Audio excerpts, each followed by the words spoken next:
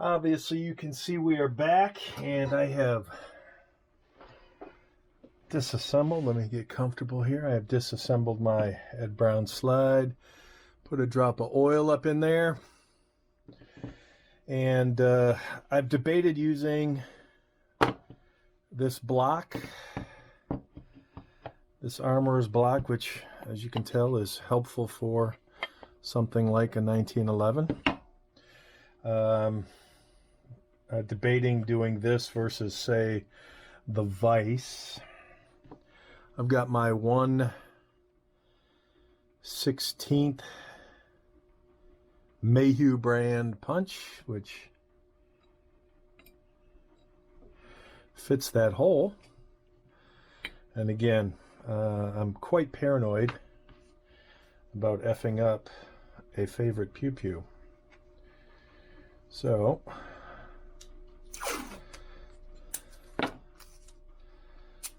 I will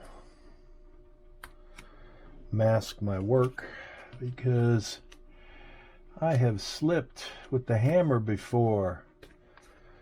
What male has not slipped with the hammer? The male who won't admit it. I have slipped with the hammer.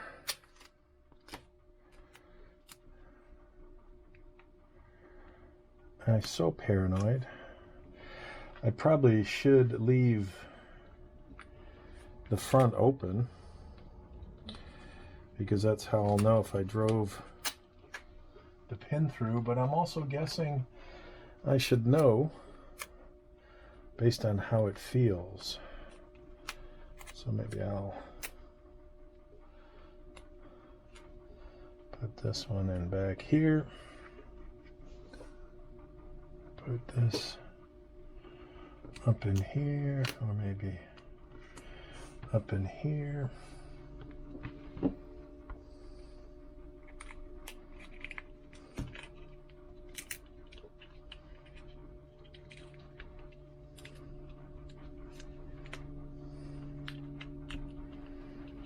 All right, it's open enough. So I'm curious how much hitting is going to be necessary. And I've got my shims,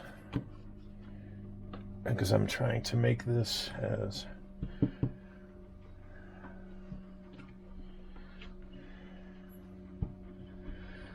non-movable as possible. Different hammers.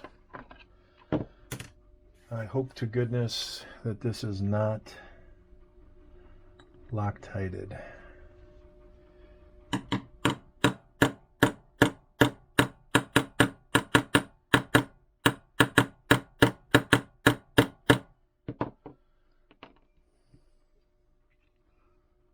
As you may or may not be able to see,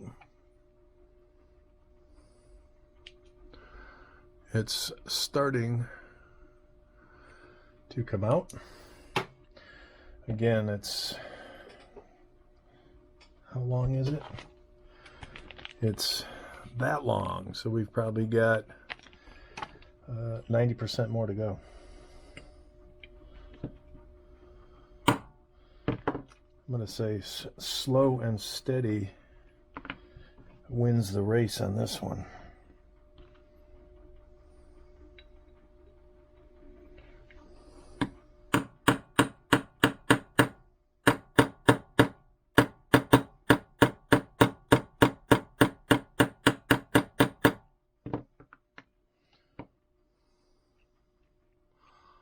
You can clearly see that.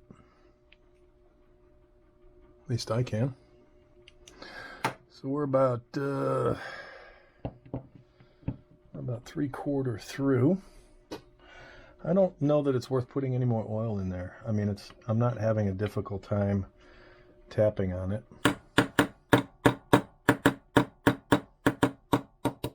And we're through.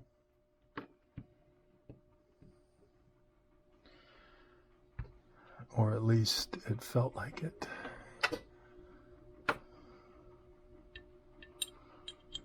Okay, so we're definitely through, but it's not coming out.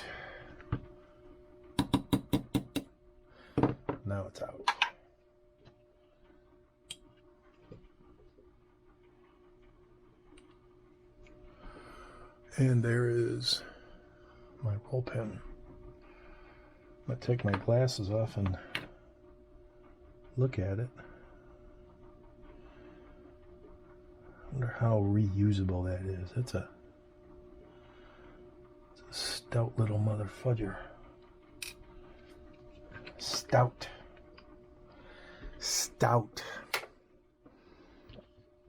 I even had multiple hammers ready. My ball peen hammer, or whatever, jeweler's hammer, whatever. Somebody corrected me. I think I called it my ball peen hammer on a video a long time ago, and somebody's like, dude, that is not a ball peen hammer. I'm like, oh, okay. So I saw the...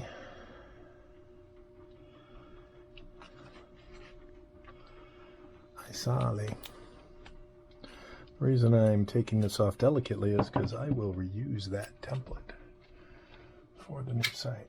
All right, so here's the wonder is, because I read online. I won't say I was told. Nobody told me anything, and I looked online and I don't find an Ed Brown site removal. So this little mar was already there. This is something I bought new, or excuse me, something I did not buy new. And I was wondering if it is pushable. No. All right, so when I look at this really closely, and it's probably a figment of my imagination,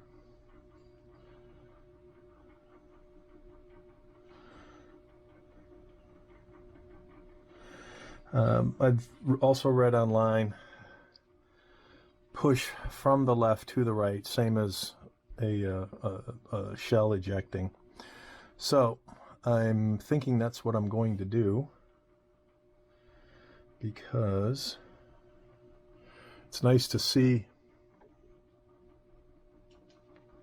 the actual light through the there you can see that. That's how you know it's centered, because you've got a nice hole. You've got a guide. So that was step one. Step two is going to be more oil.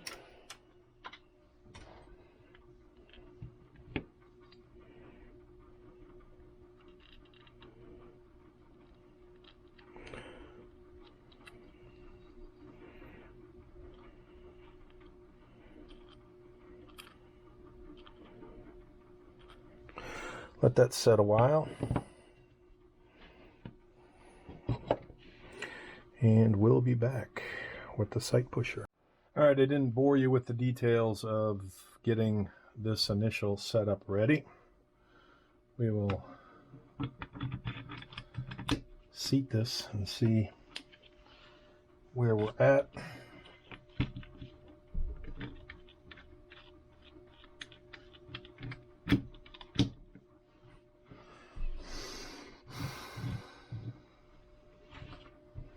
And right now all I'm doing is trying to lower it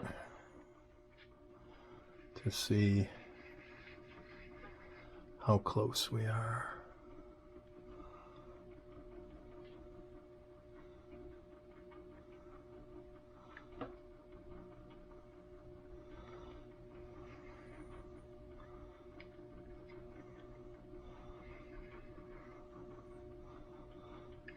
All right, that's about as close as I want to get.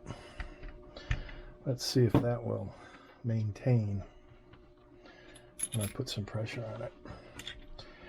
And I don't know why, but when I was doing the Springfield, I don't know why I didn't protect the back of the finish. Just because I noticed a few times when I was editing the video, these wheels kind of flung a little bit, and they're heavy and they're knurled, so they would scratch. So if I had to do things over,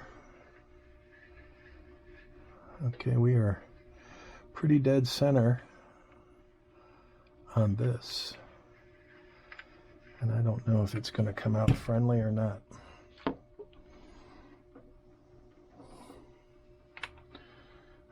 Don't want to damage the sight, so I will do what I did before in terms of putting a little piece of leather. All right,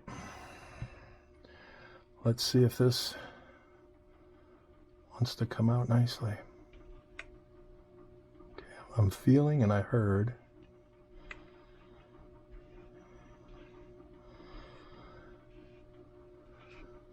It's moving a lot easier than the Springfield front sight did.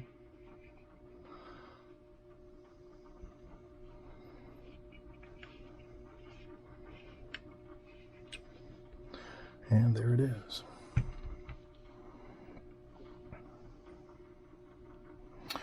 All right, so I will clean this up because it'll go into storage, and I will also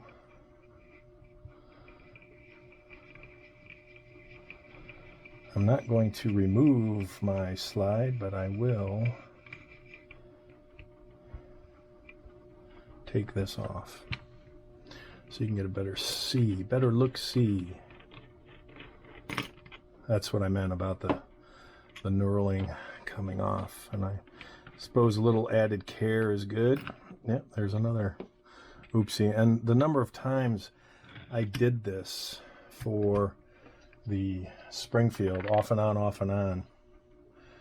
Well, that's got a little wear, oops, a little wear and tear. So I will clean that up, clean this up for storage, and then we'll start test fitting. I don't know if I'm going to drive the, I just feel a little nervous on this particular firearm. I don't know if I'm going to drive this pin in tonight. Okay, this is all cleaned up, at least I thought it was. I missed one section of oil, and it looks like there was definitely some filing done to get that seated. So we're gonna, wouldn't call this a test fit. We're going to see how the sight sets. How's that? I so don't want to lose that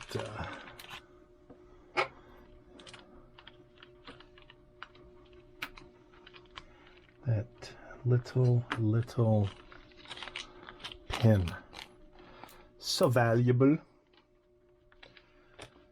All right, so obviously you can see the difference in the finish on this one versus new. So, and you can see how nicely the slide cleaned up. Hopefully that focuses.